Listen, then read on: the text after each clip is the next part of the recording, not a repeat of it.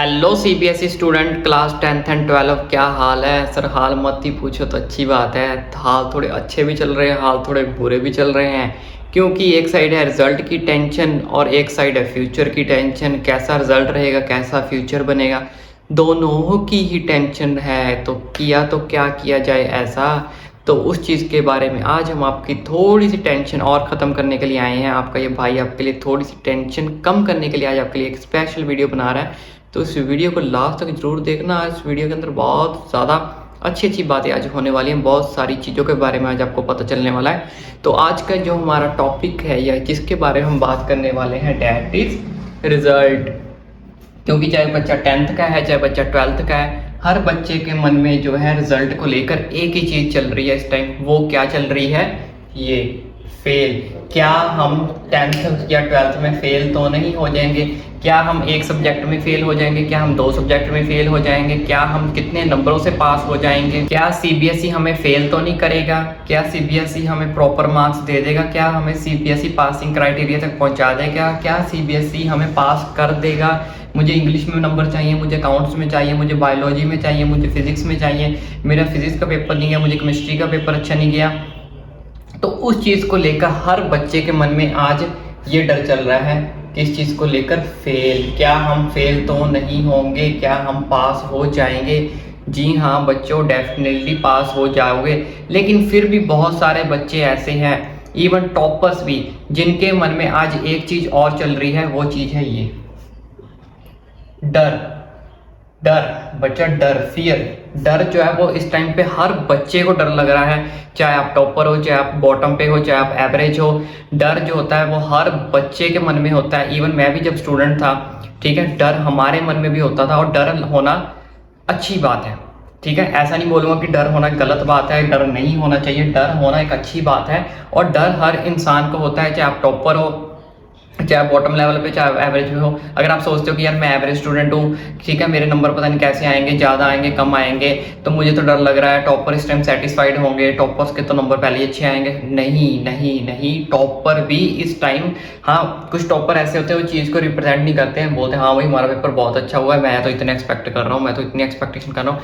लेकिन अंदर ही अंदर अगर आप उनसे, कोई अगर आपका बेस्ट फ्रेंड हुआ या जिसको आप अच्छे से जानते हुए, उनको अच्छे से पूछ के देखना, उनके मन में भी ये जो है फियर नाम की चीज़ जो है वो रहती है। डर नाम की चीज़ जो है वो रहती ही रहती है। कोई भी जो इंसान है वो बिना डर के नहीं है इस टाइम, चाहे आप 10th के हो, चाहे आप 12th के हो। लेकिन अब मैं चीज़ आपको क्लियर करना चाहता हूँ।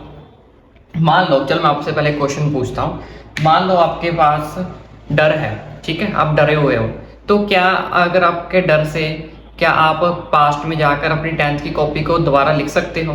क्या 10th के पेपर दोबारा दे सकते हो? क्या आप 12th के पेपर दोबारा दे सकते हो? जो 10th में आप क्वेश्चन छोड़ के आए हो या गलतियां करके आए हो, क्या आप उसे ठीक कर सकते हो?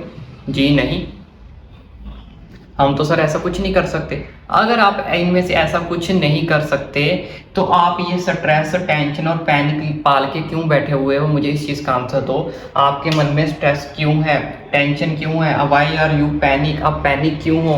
ये तीनों चीज़ें जो आपने माइंड में इस चीज़ को गुच्छा बना के क्यों रखा हुआ है? वाई, मुझे इस चीज़ का आंसर चाहिए। वाई। मैं मानता हूँ, चलो आप डर से डर हो, ठीक है, डरे हुए हो। डर हर इंसान के अंदर होता है, डर होना भी चाहिए। डर के बिना जिंदगी नहीं होती। डर जो बिना बिल्कुल ही डरे ना, वो डैट इज ओवर कॉन्फिडेंट, ठीक है। कोई ओवर कॉन्फिडेंट है तो ओवर कॉन्फिडेंट का 2 ही रिजल्ट हो सकता है, पॉजिटिव में भी जा सकता है, नेगेटिव में भी जा सकता है, 50-50 भी रह सकता है, लेकिन कभी भी ओवर कॉन्फिडेंट नहीं होना चाहिए। तो डेफिनेटली आपके मन में डर होना ही चाहिए। हमारे मन में भी डर था, आज भी होता है कई बार किसी चीज़ को लेकर। तो डर की कभी खत्म नहीं करना लाइफ से। डर को, अगर डर है ना आपके मन में, तो आप डर के से ही काफ़ी चीज़ों को अपनी लाइफ में क्या कर पाओगे, अचीव कर पाओगे। अगर ओवर कॉन्फिडेंट हो जाओगे, डरोगे नहीं किसी भी चीज़ को लेके, तो आप कभी भी लाइफ में कुछ अचीव नहीं कर सकते। इस चीज़ को हमेशा याद रखना। चलो बात की बात है, डर का टॉपिक हमने कर दिया साइड। अगर आप डरे हुए हो तो डर से मुझे ये बताओ, इस चीज़ के ऊपर आते हैं हम, कि आप स्ट्रेस, टेंशन, पैनिक हो। क्या आपके स्ट्रेस से आपके नंबर बढ़ जाएंगे? क्या आपकी टेंशन लेने से आपका जो फ्यूचर है वो सिक्योर हो जाएगा? क्या आपके पैनिक होने से 10th की मार्कशीट में आपके डबल परसेंटेज हो जाएंगे? अगर आप 40 एक्सपेक्ट कर रहे हो कि 80 हो जाएंगे? क्या अगर आप 50 एक्सपेक्ट कर रहे हो कि 80 हो जाएंगे? कुछ नहीं होने वाला। तो अगर आप स्ट्रेस, टेंशन, पैनिक क्यों हो, मुझे इस चीज़ का आंसर दो, वाई। और मैं डेफिनेटली एक चीज़ गारंटी के साथ बोल देता हूँ, आज मैक्सिमम 80% बच्चे इन 3 चीज़ों को पाल कर बैठे हैं। 80% जो बच्चे हैं वो इन 3 चीज़ों को पाल कर बैठे हैं, स्ट्रेस को भी, टेंशन को भी, पैनिक को। मैं उन 80% बच्चों से एक चीज़ को पूछना चाहता हूँ, क्या अगर आपके मन में स्ट्रेस या टेंशन या पैनिक है, इन तीनों चीज़ों की वजह से जो आपका जो फ्यूचर है वो पता कितना लॉस में जा रहा है। अगर आप 11th में जा रहे हो, 10th वालों के पेपर खत्म हुए थे 21 मार्च को, ठीक है, 21 मार्च से लेके आज 29 अप्रैल को मैं वीडियो बना रहा हूँ, 30 को आपको शायद मिलेगी, ये 30 को आपको वीडियो मिल जाएगी। 29 अप्रैल तक मुझे ये बताओ, 1-1.5 महीना हो गया है, ठीक है, 1-1.5 महीने में क्या आपने 11th की बुक ढंग से पढ़ी है? एक चीज़ कहाँ, क्या कोई भी 11th का एक भी चैप्टर 80% बच्चों में से 80%, 20% बच्चे होंगे जिन्होंने ढंग से अपनी स्टडी शुरू की होगी, अदरवाइज सारे के सारे डर के साथ साथ स्ट्रेस, टेंशन, पैनिक में बैठे हैं। क्या आपने 11th का, कुछ बच्चे तो ऐसे अभी भी कंफ्यूज होंगे, क्या मैंने सही स्ट्रीम चूज की है?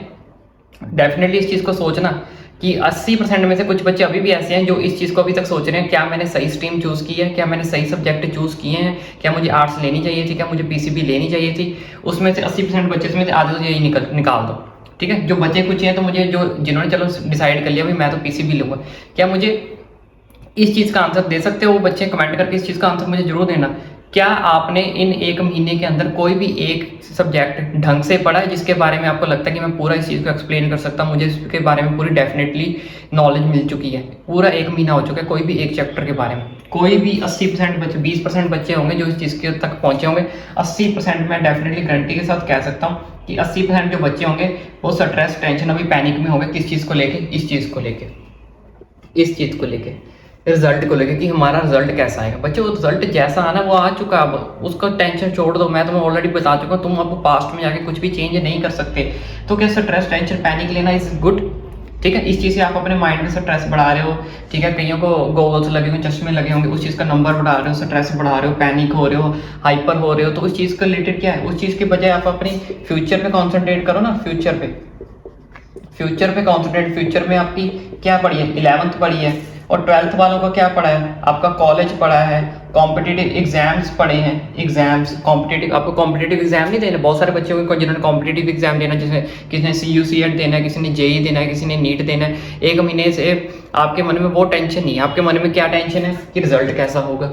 इस चीज़ को क्यों, टेंशन लेने से क्या होगा? इन तीनों चीज़ों को भूल जाओ यार, क्यों कांटा मारो इसको, इस चीज़ को कांटा मारो, और इस चीज़ को क्या करो, पकड़ो, इस चीज़ को पकड़ो, फ्यूचर को पकड़ो अपने, कि फ्यूचर में क्या होगा। मैंने 11th में कौन सी स्ट्रीम लेनी है, मैंने ये स्ट्रीम लेनी है, मुझे स्ट्रीम को हर हालत में क्लियर करना है। 10th गई तो गई, जैसे नंबर आने थे आ गए, अब मुझे कोई लेना देना नहीं है। अब मुझे सिर्फ कॉन्सेंट्रेट किस पे करना है 11th में, और 12th वालों को कॉन्सेंट्रेट किस पे करना है कि मुझे एक अच्छा कॉलेज चाहिए, मुझे अच्छा पैकेज चाहिए, मुझे अच्छी प्लेसमेंट चाहिए, मुझे अच्छे एग्जाम से अपने क्लियर करना है ताकि मुझे एक अच्छे कॉलेज के अंदर क्या मिल सके, एडमिशन मिल सके। ये सारी चीज़ों को आप भूल जाओ। मैं कहता हूँ डर रखो, डर रखो, हमारे मन में भी होता है डर रखो, लेकिन स्ट्रेस, टेंशन, पैनिक को छोड़ दो। जितना जल्दी छोड़ोगे उतना ज़्यादा आपके लिए फ्यूचर के अंदर बेस्ट होगा। उसके बाद हम आज चलते हैं नर्वस के ऊपर। नर्वस, ठीक है, कुछ बच्चे अभी नर्वस होंगे कि सर नर्वस हैं हम कि क्या ऐसा आएगा, हमारा रिजल्ट 80% आएगा, 60% आएगा, कैसा आएगा। तो बेटा नर्वस और डर दोनों चीज़ अगर आपके मन में है ना तो कोई चक्कर नहीं है। बस इस चीज़ को अपने अंदर नहीं पालना है, ना स्ट्रेस को पालना है, ना टेंशन को पालना है, ना पैनिक को पालना है। इन तीनों की जगह इस चीज़ को पालो कि मुझे अपना फ्यूचर कैसे सिक्योर करना है, मुझे 10th से बाहर निकलना है, मुझे 12th से बाहर निकलना है, अभी तो कॉलेज के एग्ज़ाम देने हैं, अभी तो मुझे अपना अच्छी प्लेसमेंट चाहिए, अच्छी जॉब चाहिए। अरे भाई शादी भी करनी है आपको, चाहे लड़के हो लड़की, शादी तो दोनों की करनी है ना, ठीक है ना, सीधी सी बात है। तो इतनी तो अभी मतलब बहुत सारी टेंशन आनी है। अभी फ्यूचर, ऑफिस की टेंशन आएंगी, बिजनेस की टेंशन आएंगी, 12th के बाद एग्जाम्स की टेंशन आनी है, 10th के बाद टीम की टेंशन है, बहुत टेंशन। अभी तो आप एक छोटी सी रिजल्ट की टेंशन को लेके बैठे हुए हो यार, क्या चीज़ है, इतनी जल्दी हिम्मत हार गए तुम लोग। नर्वस और डर को रखो अपने मन में, बाकी सारी चीज़ें भूल जाओ। वो भी तब तक रखना है जब तक रिजल्ट नहीं आता, क्योंकि डर हर मन में रहेगा। मैं जितना मर्जी आपको बोल लूँ कि इस डर खत्म करो, तब नहीं कर पाओगे, ठीक है। रखो, कोई बात नहीं, कोई परेशानी नहीं, लेकिन डर को एक करके हल्का सा साइड मारो, उसको थोड़ी सी लात पुश करो, और फ्यूचर पे अपने माइंड में सोचो कि क्या डर जरूरी है, क्या मेरा फ्यूचर जरूरी है, क्या स्ट्रेस जरूरी है, क्या मेरी स्ट्रीम जरूरी है, क्या पैनिक होना जरूरी है, क्या मेरा कॉलेज ज़रूरी है, क्या मुझे टेंशन लेनी जरूरी है, या मुझे प्लेसमेंट लेनी जरूरी है। इस चीज़ को अपने माइंड में सोचना, अब लास्ट चीज बता रहा हूँ, फेल। फेल के सामने देखो मैंने क्या रखा हुआ, बिल्कुल ऑपोजिट एक्सपेक्टेशन। जो बच्चे सोच रहे हैं कि मैं फेल हो जाऊंगा, वो उस चीज को भूल जाओ। तुम कभी फेल नहीं होगे, तुम अपनी एक्सपेक्टेशन पे जाओ। हर बंदे को चीज से एक्सपेक्टेशन होगी भाई, क्यों होगी? पूरे पूरे साल भाई मेहनत की है, रातें जाके सैंपल पेपर पढ़े हैं हमने, बुक्स पढ़ी हैं, पूरी रात रात की मेहनत की है, पूरे साल की मेहनत की है, तो एक्सपेक्टेशन होगी भाई, क्यों नहीं होनी? होनी भी चाहिए, क्यों नहीं होगी? लेकिन एक्सपेक्टेशन रखो, मैं ये कहूँगा एक्सपेक्टेशन हद से ज़्यादा रखो। अगर आप एक्सपेक्ट करते हो कि मेरे 80% आएंगे, तो इसको 90% तक ले जाओ, क्योंकि सीबीएसई हमेशा एक्सपेक्टेशन से ज़्यादा रिजल्ट लेती है। लिख के ले लो चाहे, जो सीबीएसई होती है वो हमेशा एक्सपेक्टेशन से ज़्यादा रिजल्ट देती है। अगर आप एक्सपेक्ट करो कि मेरे 80 है, तो 85, 84, 86 किसी ने भी आ सकते हैं, मैक्सिमम 90 तक भी पहुंच सकते हो। 10% अपने बढ़ा लो, 5 से 10% अपने बढ़ा लो। जो बच्चे एक्सपेक्ट करते हैं कि मेरे 60% आएंगे, वो पहुंच जाओ सीधा 70% पे, कि 70% आएंगे। जो बच्चे एक्सपेक्ट करते हैं कि मुझे 60% आ जाएंगे, वो 70 पे चले जाओ। जो बच्चे एक्सपेक्ट करते हैं कि सर मेरे 22 नंबर बन रहे हैं, क्या मैं फेल हो जाऊंगा? 22 छोड़ो, तुम्हारे 28 आएंगे, तुम आराम से पास हो जाओगे। हमेशा एक्सपेक्टेशन पे चलो, एक्सपेक्टेशन से ज़्यादा तुम्हारा रिजल्ट आएगा। कभी भी फेल की राह पे नहीं चलना है, कभी भी डर की राह पे नहीं चलना है, कभी स्ट्रेस पे नहीं चलना, कभी नर्वस पे नहीं चलना। डर और नर्वस टाइम टू टाइम आता है, टाइम टू टाइम आएगा, टाइम टू टाइम जाएगा। लेकिन ये सारी चीज़ें हम खुद पालते हैं। इस चीज़ को ना टाइम से आने दो, ना टाइम से जाने दो। फटाफट इसको करो, टाटा बाय बाय, फिर मिलेंगे कभी। एक्सपेक्टेशन से हमारा जो रिजल्ट है वो हमेशा ज़्यादा आएगा। आएगा भाई आएगा, बुक्स पढ़ी है, पूरी पूरी रात मेहनत की है, ठीक है, तो एक्सपेक्टेशन से रिजल्ट ज़्यादा आएगा। अब लास्ट चीज़, इज 10th मार्क्स मैटर? जी बच्चों, 10th के मार्क्स कोई भी मैटर नहीं करते हैं, ठीक है। मैं चलो आपको एक छोटा सा एग्जांपल दे दूंगा, अदरवाइज वीडियो बहुत लंबी हो जाएगी। क्या 10th के मार्क्स मैटर करते हैं? 10th के मार्क्स कोई भी मैटर नहीं करते हैं। मैं चलो आपको एग्जांपल देता हूँ। फॉर एग्जाम्पल, आपने 10th के एग्जाम आप क्लियर कर लिया, आप डॉक्टर बन गए। जब आप डॉक्टर किसी पेशेंट को ट्रीट करते हो, या आप खुद किसी से मेडिसिन लेने जाते हो डॉक्टर से, क्या अभी आप डॉक्टर से पूछते हो कि सर आपके 10th में कितने मार्क्स आए थे? या आपके कभी कोई आपसे पेशेंट ट्रीट करने का, क्या वो आपसे पूछेगा कि पहले मुझे अपनी 10th की मार्कशीट दिखा, फिर मैं तेरे से मेडिसिन लूँगा? ऐसा होता है? कुछ भी नहीं होता। बात पता क्या, 10th के मार्क्स मैटर नहीं करते। मैटर क्या करता है, आपके पास स्किल्स कितनी है, आपके पास नॉलेज कितनी है। लेकिन आपके पास तो ना स्किल्स है ना नॉलेज है। क्यों? क्योंकि आपके पास तो स्ट्रेस है, आपके पास टेंशन है, आपके पास पैनिक है। क्या मुझे इस चीज़ का आंसर दे सकते हो? क्या तुम इस चीज़ को इसके साथ रिप्लेस कर सकते हो? जी सर हम रिप्लेस कर सकते हैं। तो करो ना भाई, क्यों वेले बैठे हो? क्यों उतनी देर से इतनी रिजल्ट के टेंशन में बैठे हो?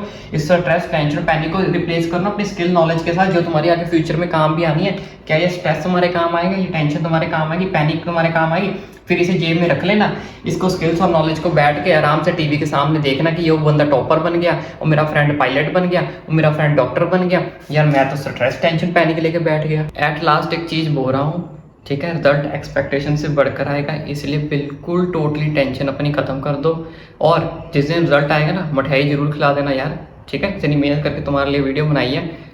और जितना भी आपका रिजल्ट आएगा, ठीक है भाई, अपने को इंस्टाग्राम पे चाहे टैग करना, चाहे मैसेज कर देना, डिस्क्रिप्शन बॉक्स में लिंक है, जाके फॉलो भी कर लेना। जिस दिन रिजल्ट आएगा ना, इस चीज़ को हमेशा याद रखना, तो मेरी बात को हमेशा, कि तुम्हारा रिजल्ट हमेशा एक्सपेक्टेशन से ज़्यादा आएगा। 80% सोचते हो तो 90% आएगा। और इतना अगर ऐसा आया ना, आएगा, डेफिनेटली आएगा, तो अपने भाई को इंस्टाग्राम पे मैसेज करके ज़रूर बताना, और साथ में मिठाई भी भेज देना भाई, ठीक है।